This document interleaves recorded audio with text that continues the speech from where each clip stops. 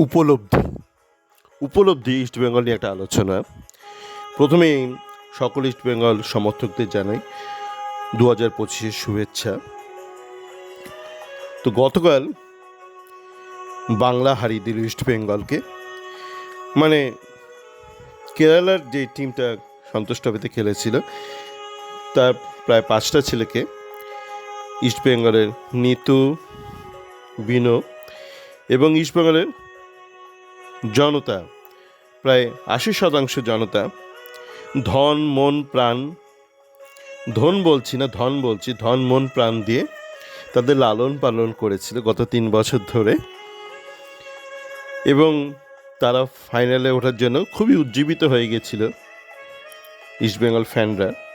দেখুন, আপনি 3 বছর ধরে কাউকে লালন পালন করেছেন, একটা তো থাকবে একটা তীব্র একটা আকাঙ্ক্ষা সে যাতে ভালো করে জীবনে। মানে আপনার 3 বছরে যে প্রেম, আপনার অর্থ, সময়, একটা ইনভলভমেন্ট, সেটা যাতে তার একটা যাতে যথার্থ মর্যাদা দিতে পারে, তো সেই মর্যাদায় ফুটো করে দিয়েছে রবি হাসদা। প্রথমে বলি, রবি হাসদা কিন্তু সন্তোষ ট্রফিতে হায়েস্ট স্কোরারের রেকর্ডটা ভেঙে দিল মোহাম্মদ হাবিবের। তো রেকর্ড নিয়ে আমি খুব বেশি আগ্রহ দেখাই না, কেন প্রেক্ষাপটটা আলাদা। তখন যা সন্তোষ ট্রফি ছিল, এখন সন্তোষ ট্রফি, দুটো আলাদা ভিন্ন, এবং কে কটা ম্যাচ কবে খেলেছিল সেগুলো জানি না। সুতরাং এই রেকর্ড ভেঙে দেওয়াটাও সময়ের সাথে সাথে তার একটা গুরুত্ব থাকে বা থাকেও না।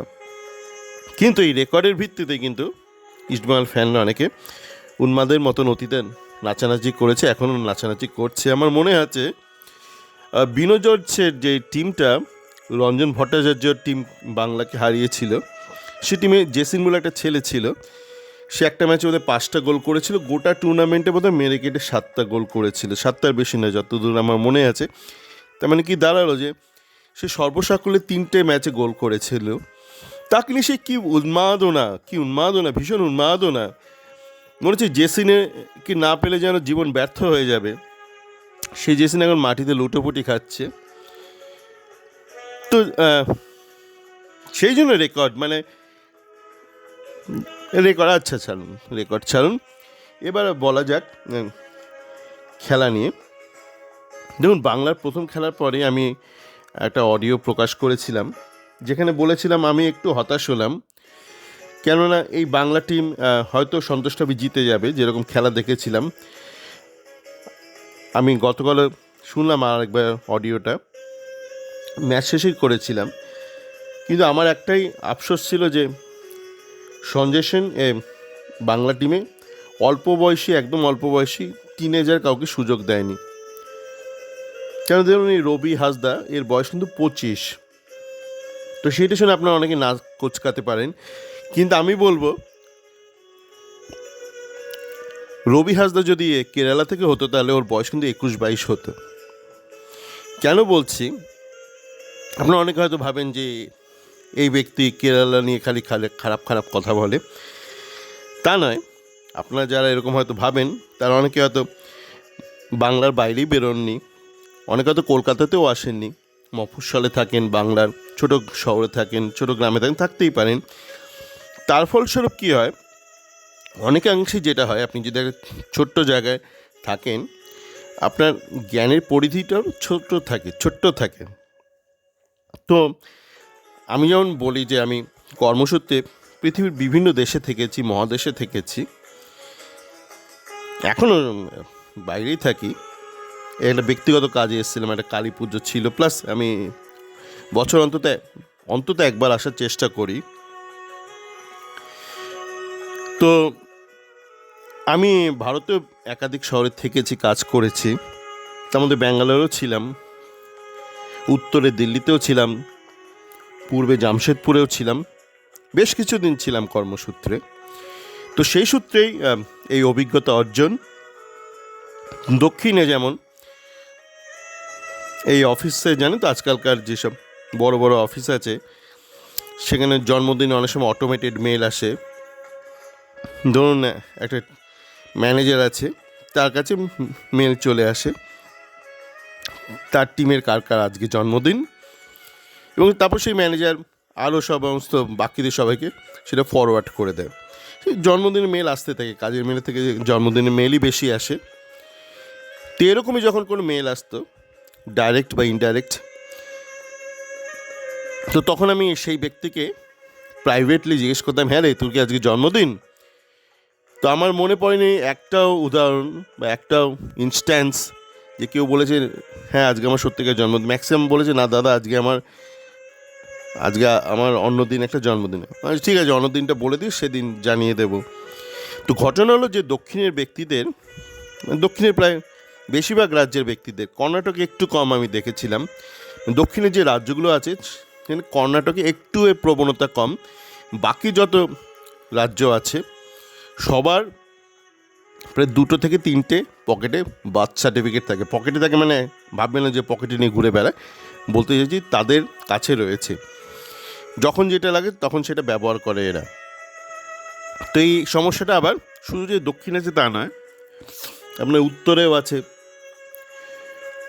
উত্তর ভারতে আছে, পূর্ব ভারতের তো আবার কোনো হয়তো ওদের সার্টিফিকেটই হয়তো নেই, এরকম ব্যাপার স্যাপার। তো সেই জন্য বলছি যে রবি হাসদা 25 বছর হয়তো হয়ে গেছে, কিন্তু সেইটা নিয়ে বেশি ঘাবড়াবেন না। আপনারা দেখবেন দক্ষিণের ফুটবলারদের ইতিহাস দেখবেন বেশিরভাগই হয়তো দেখবেন 29-এর পর আর টানতে পারে না। একাধিক কারণ আছে, তার মধ্যে একটা কারণ অবশ্যই যে তার সার্টিফিকেটে 3-4 বছর জল মেশানো আছে, বয়সের সার্টিফিকেটে, বয়সের শংসাপত্রে। তো সেই জন্যই আর জবি জাস্টিন যখন ইস্টবেঙ্গল এসেছিলো তখন কিন্তু ওর আর সুয়েজ যখন এসেছিলো ওদেরও ওরকম 24 বছর বয়স ছিল, মানে সার্টিফিকেট অনুযায়ী। অ্যাকচুয়াল কত জানি না আজও, বা ওরা নিজেরাই জানবে, বা ওরা নিজেরা হয়তো জানে না, ছোটোবেলা হয়তো এত সার্টিফিকেট হচ্ছে কোনটা মানে। তো সেই জন্য রবি হাসদার কিন্তু এখনও সুযোগ আছে, যেহেতু বাংলাতে ব্যাপারটা একটুখানি কম। আপনারা যে যাই বলুন বাংলাকে গালমন্দ করতেই পারেন, কিন্তু ওই যে আমি বললাম আমি তো একটু হলে হয়তো আপনাদের অনেকের থেকে অনেকটা বেশি দেখেছি দেশটাকে, বা দেশের বাইরেটাকে, বিদেশটাকে দেখেছি। তো সেই সুবাদেই বলা। তো দেখা যাক রবি হাসদা সুযোগ পায় কি না। আর যে গতকালে যে ম্যাচটা হলো, এটা মাথায় রাখবেন যে আমি যেমন শুরুতেই বললাম যে কেরালার টিমটাকে ইস্টবেঙ্গলের নিতু, বিনো, ইস্টবেঙ্গলের ফ্যানরা আপনারা মন প্রাণ ধন মন সব কিছু দিয়ে 3 বছর ধরে লালন পালন করেছেন, কিন্তু অপরদিকে যে ছেলেগুলো খেলেছে তারা বেশিরভাগই কিন্তু মানে খেপ খেলে বড় হয়েছে বা সংসার চালায়। মানে তারা কলকাতা ফুটবল লিগে ছোটো ছোটো ক্লাবে খেলে, কেউ ভবানীপুরে, কেউ কাস্টমসে, এরকম বিভিন্ন, কেউ ডায়মন্ড হারবারে। এবং যখন ম্যাচ থাকে না, এখন তো এমন একটা ইকোসিস্টেম হয়েছে ভারতীয় ফুটবলে যে ম্যাচের সংখ্যা খুব কম, তখন তাদের পেট চালাতে কিন্তু ওই খেপ খেলতে হয়। তো তারা সেইভাবে মানে তারা হলো রাস্তার নেড়ি কুকুর, আর আপনি বাড়িতে পুষেছেন এটা ভালো একটা নেড়ি কুকুর। তো সেই রাস্তার কুকুরগুলো কিন্তু আপনার পোষা কুকুরকে কামড়ে শেষ করে দিল, কালকে হারিয়ে দিল। তো দেখা যাক, অনেকগুলো ছেলে ভালো খেলেছে বোধহয়। আমি খুব তলিয়ে ম্যাচটা দেখতে পারিনি, তার কারণ কালকে বাড়িতে কালী পুজোর ভাসান ছিল। তো যখন ভাসান শেষ হলো তখন ম্যাচটা শুরু হয়ে গেছে। তো আমি ওই ম্যাটেডোরের পেছনে বসে বসে ওই এক হাতে ওই যে ঘটে জল রয়েছে, গঙ্গা জল, সেটা ধরে বা হাতে ডানাতে মোবাইলে খেলাটা দেখছিলাম। তো আমাকে ম্যাচ শেষে অনেকে বললো, দাদা রবিলাল মান্ডি ছেলেটা কেমন খেলেছে। আমি বলছি আমি ভালো করে দেখতে পাইনি ম্যাচটা, তাই বলতে পারবো না। অবশ্যই ম্যাচটা প্রসার ভারতীর ইউটিউব চ্যানেলে আছে, পুরো ম্যাচটা দেখবো, মানে যদি সময় সুযোগ ঘটে পুরো ম্যাচটা দেখার চেষ্টা করব। কিন্তু রবি হাসদাকে তো আমি আজ থেকে দেখছি না, অনেকদিন আগে থেকেই দেখছি। আপনার কলকাতা ফুটবলে কিন্তু একাধিক গোল করেছে। ইস্টবেঙ্গলের রিজার্ভ টিমের বিরুদ্ধে কিন্তু ওরা গোল আছে এই বছরেই আছে। ভুলে গেছেন হয়তো, মনে থাকে না? না, জেসিন গোল করলে মনে থাকতো, নাসিব গোল করলে মনে থাকতো। হ্যাঁ, যাকে সকলে ভালো থাকবেন। আর বছরটা 2024টা ভালোই ভালোই শেষ হলো।